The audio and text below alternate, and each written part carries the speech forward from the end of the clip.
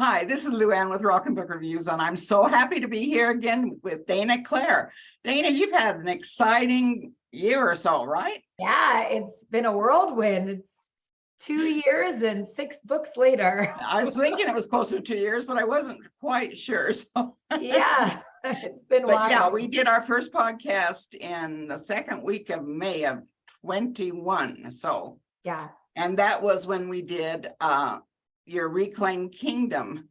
That's what I loved it. When is the next one coming out? So I have some contracts that I have to do with my publisher. So probably the Reclaimed Kingdom will be either holiday of 2023 or maybe January in 2024, just because I have to finish some of my contract. Because You're killing me, Dana. Yeah, I know. This one's a self-published, and I've got traditionally published ones coming out. So it's been crazy. It's so good though. It's exciting. So, and we also did a podcast on The Connection. How's that coming along? Yeah, The Connection's great. So the second book in The Connection is The Awakening. That one is out. And then the third book, The Reprisal, will be out next year. The second one, the Awakening, is out. It's a really neat cover. It's got fun purple. And then the Reprisal is the end of the trilogy. I'm waiting for the last one. Yeah, it's coming. That will come before the Reclaimed Kingdom. And one of the reasons was because we just did a relaunch of the Reclaimed Kingdom. So there are 7 new chapters added, and and new cover. And then we also did an audiobook, and Emma Powell does the narration, and she has a beautiful voice. It's like an angel. So that was re-released last month. So we're waiting at least a year from that re-release to do the sequel to this. Yeah. I'm all for audio. Me too. Oh my goodness. I just love her voice. She was my dream narrator. Didn't think I would get her, and reached out to her. She read it and she was like, I love it. I will definitely do it. I was like, okay, great. Oh yeah. So far, all your books have been so full of action, fast moving and adventurous with just a little bit of romance. Is that going to continue in your writing in the future? I think so. It's funny because I'm dying to write a YA contemporary romance, and I wrote one and sent it to my editor, and she was like, okay, I know you like to blow stuff up and kill people, but a contemporary romance doesn't normally go that way. So we tabled that for a second. And I wrote War of the Sea, which actually comes out next week. So very excited about that.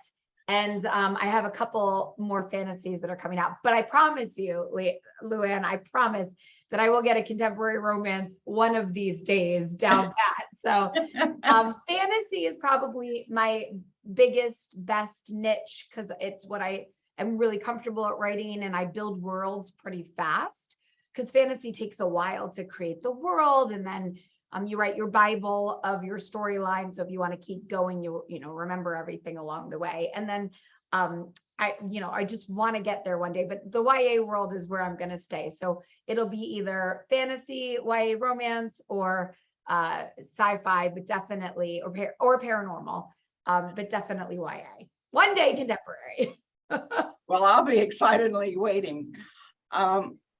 Before we leave the subject of the Reclaimed Kingdom, in the description and synopsis, it says something about it being after the idea of Robin Hood. To me, I don't see anything Robin Hoodish about it. Oh, I love that. No, it's funny. So it's a twist on Robin Hood. It's a gender bend. So the female character is the idea of Robin Hood, stealing from the rich to feed the poor, and stepping outside the kingdom to really see how those that are not as well off are living. Even though there's a evil queen and fantasy and things of that nature. That's how it started. And then, my fantasy side took over, and we added some more to it. But that was actually an idea of my, I have a PR company, and they were like, it's so close, and it could be a Robin Hood retelling. They wanted me to really push and lead with that. So, well, is the Robin Hoodish part in the second book more than the first? no, not really.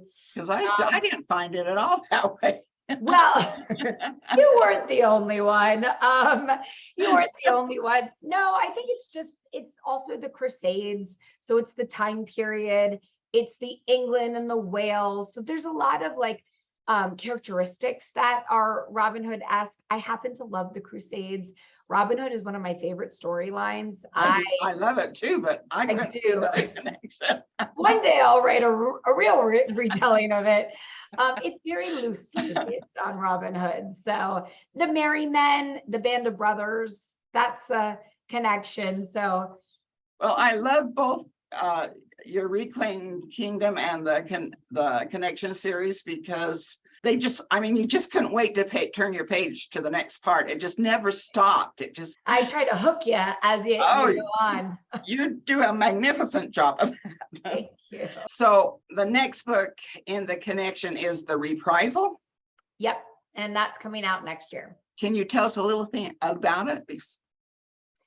Let's see, what can I say? Well, it wraps everything up and we find out who the true villain is. And it starts with the rebellion, and now the world knows that aliens exist, and their wormholes opened up everywhere. So we find out who the real villain is, and I think it's very unsuspecting. When I originally wrote it, I didn't have it quite conceptually the same way, and then it just came to me as I was writing, and I think the villain is pretty cool. So I would say this is probably my favorite villain, wrapping this series up. So it gets even more sci-fi, and we get to see how the two worlds end up having to live together, because ultimately, as we learned in book 2, that Pharaoh is on its way out. So the aliens need a new home. Well, both book 1 and book 2 had that hanger, and usually I don't like books with hangers, but you did it in so well that it was like an ending, but not an ending. And that's what I like to read. Like I read a book, and if it's a cliffhanger and you don't feel like everything was tied up, then you're like, okay, well, this is upsetting because I really want to know this, and the other thing. But if you can wrap up the storyline and then give them a little bit for the next one, I think that's where you really nail it. Catch them. Yeah. It's funny. I have a book, I can't tell you too much about it, that my publisher just purchased. And the ending, they were like, okay, if it's a standalone, you can't have a cliffhanger. I'm like, that's not a cliffhanger. Like, yes, it is. I was like, okay. So I think that's my problem, is I always like to have a little bit of a hook. So even War of the Sea, which comes out next week, if you read the end of the book, it wraps it up because it is a standalone, but it leaves the epilogue leaves room for a companion novel, which might be in the works or might not. Well, I've had authors tell me they do that on purpose so that if they decide to do it another, series later, then they could do it without. And this story is all wrapped up. So the companion novel would be about a much younger character in the book when she's older. So also it's like in segments of time. Yeah. And I like that too, because I could bring some of the characters back from this. War of the Sea has a lot of Greek mythology in it, and I love Greek mythology. So I felt like there weren't, other than Percy Jackson, there aren't a lot of books out there with Greek mythology. So I wanted to have the elements of the gods in here, and I wanted them to be threaded throughout all the companion novels if I were to write several. So that was really important to me. So that element will stay and continue along with this series. But this is my favorite book to write. I can't lie. I just, I always ask my author friends, like, do you have a book baby that's your favorite? And they're like, no. And I'm like, okay, me neither. And then my husband said to me the other day, he was like, he really likes another book that I'm sure you're going to get to. And he was like, is that your favorite? And I was like, I think War of the Sea is.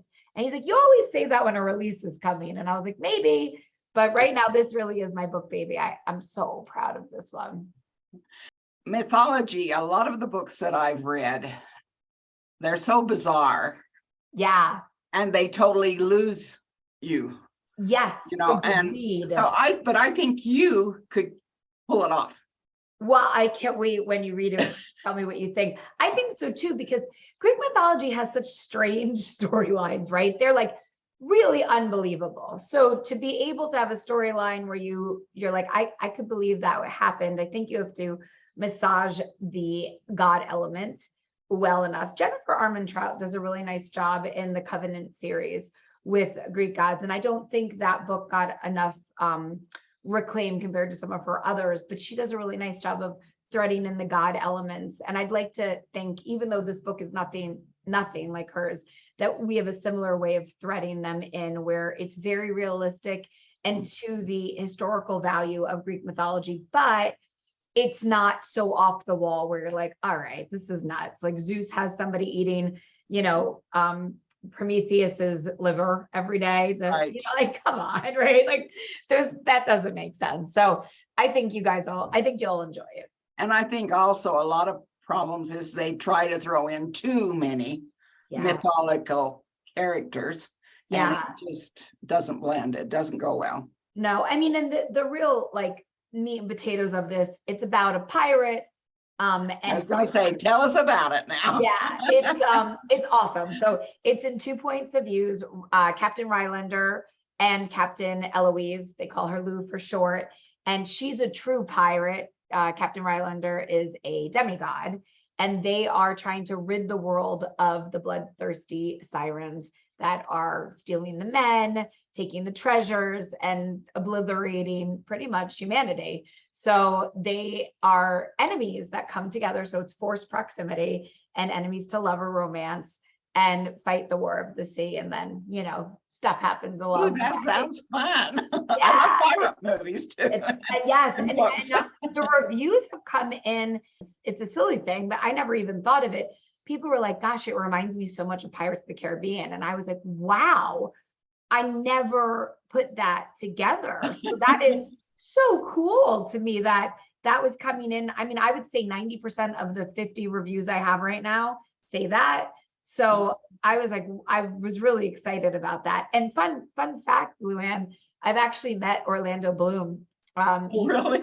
Yes, he took one of my yoga classes in Los Angeles. Oh, wonderful. Yeah, it was very funny. I was like, God, that guy looks familiar. And then kind of blew you away, didn't it? Yeah, we get all sorts of fun celebrities in classes, but I would say Orlando Bloom was one of the ones I'll remember. And Malibu Yoga. So there's a little shout out to Malibu Yoga. I didn't teach there very long because it was too far of a journey for me, but I subbed for a teacher for a month there, and he took a class. What do you think the possibilities are that these will become movies? Oh, from your lips to fantastic God's movies. I would love that. That would be great. I think that would be wonderful, right? The dream is Netflix.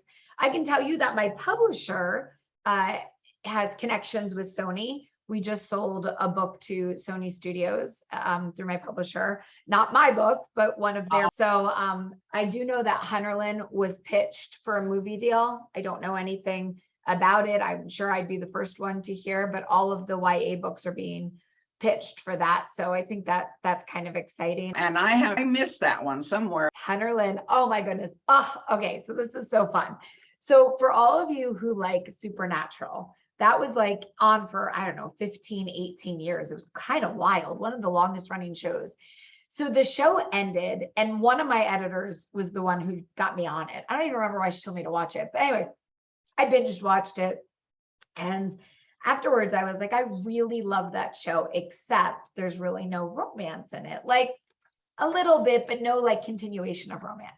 So she was like, well, why don't you write something like it, but add romance? And I was like, what? And she's like, you're a writer. If you like something, write something. I was like, that's such an interesting, like, it's like, if you build it, they will come kind of deal. So it isn't really like Supernatural because this takes place in high school.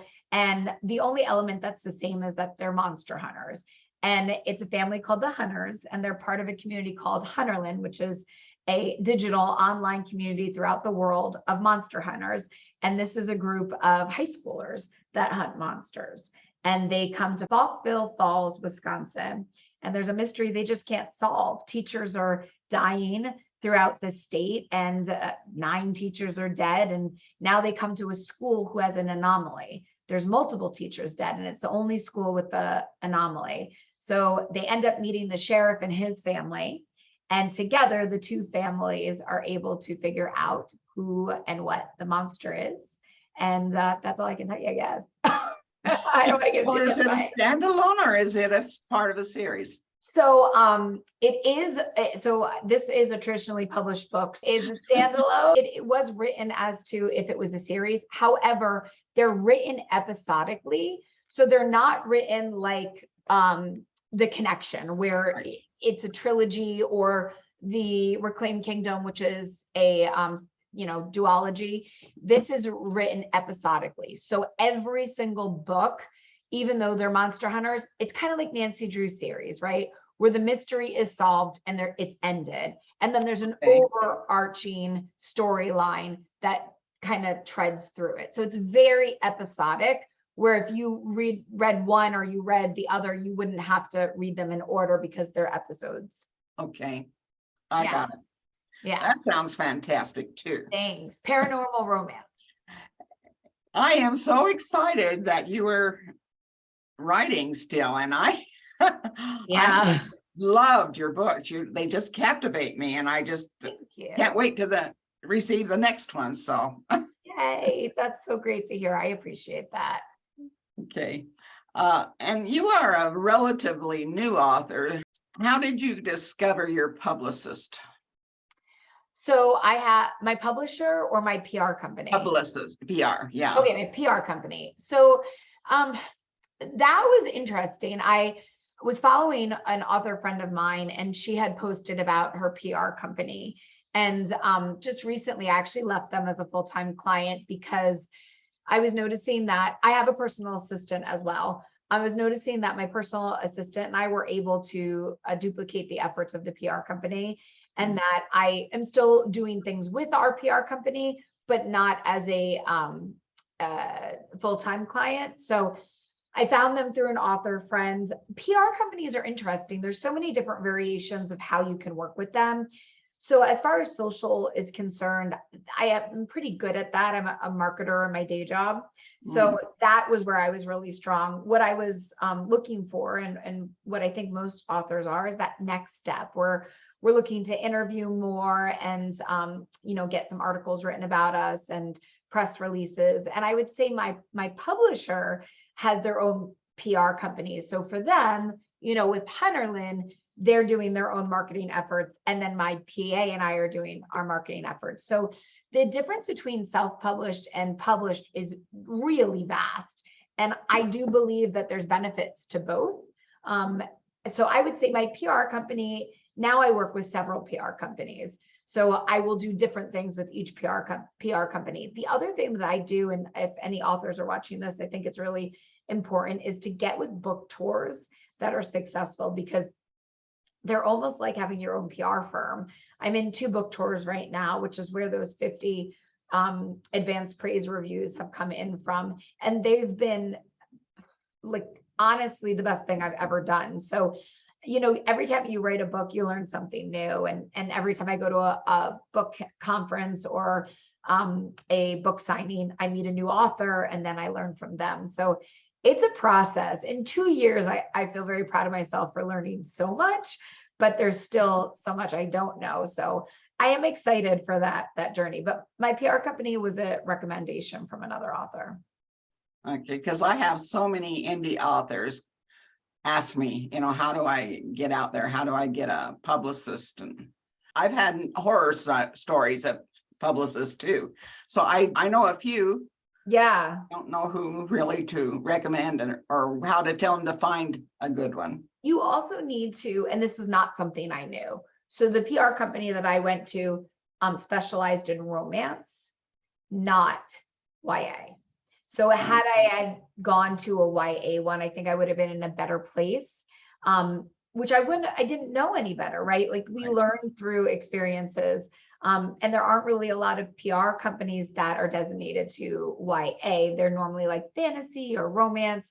So I'm in that different categories. So, crime is a big one. There's different PR companies that work specifically with crime novels. So I think you just got to find the one that works for you, or do what I do. And when you have a book coming out, do certain promotions with different PR companies. And then it also will save you some money, because it gets expensive, especially if you're the one that's, self-publishing and you're paying for everything. And that was something that I was finally starting to calculate where all my money was going. And I was like, ooh, I got to be careful here.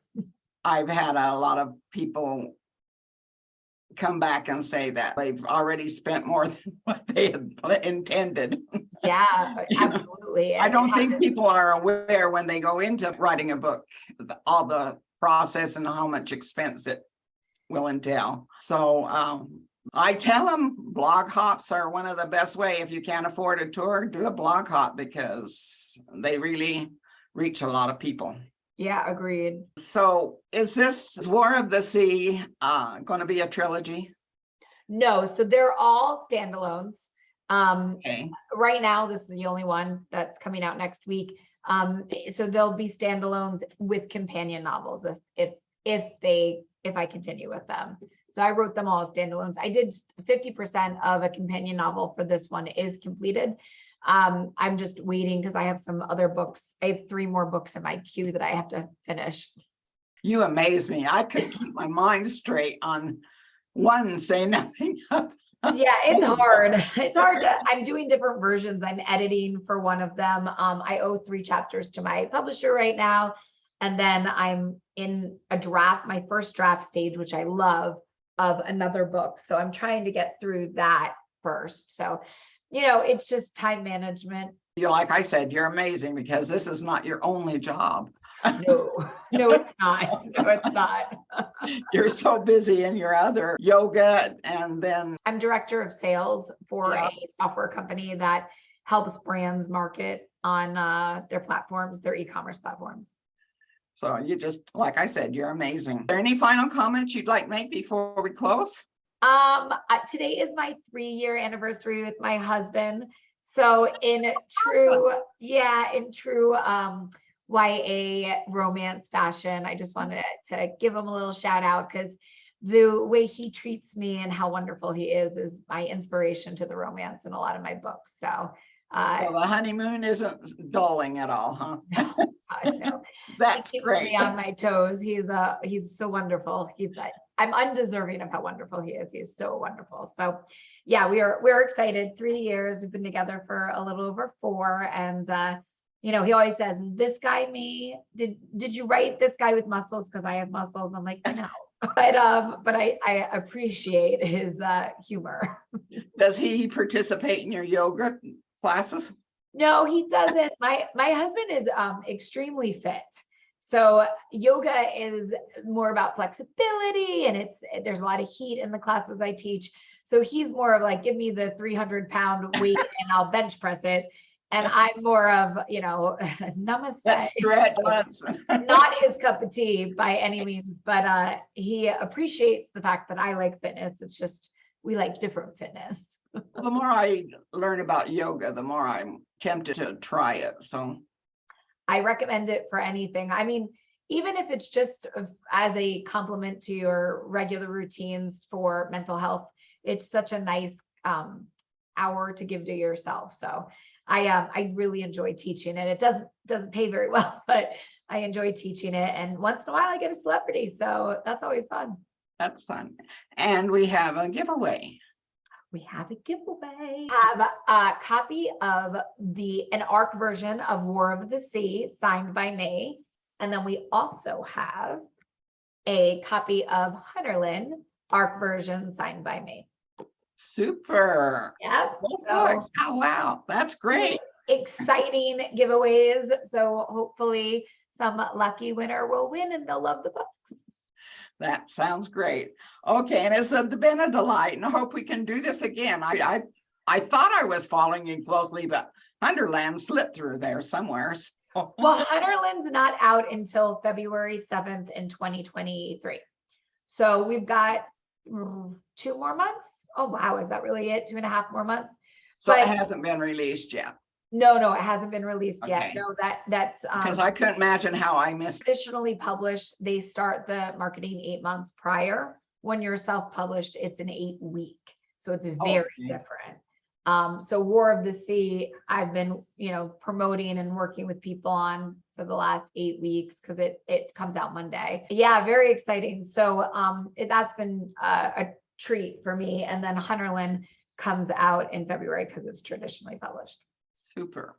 Yeah. Well, it's been a delight as always. Thank you so much for having me. I love talking to you. Oh, I love talking to you. You're just a joy.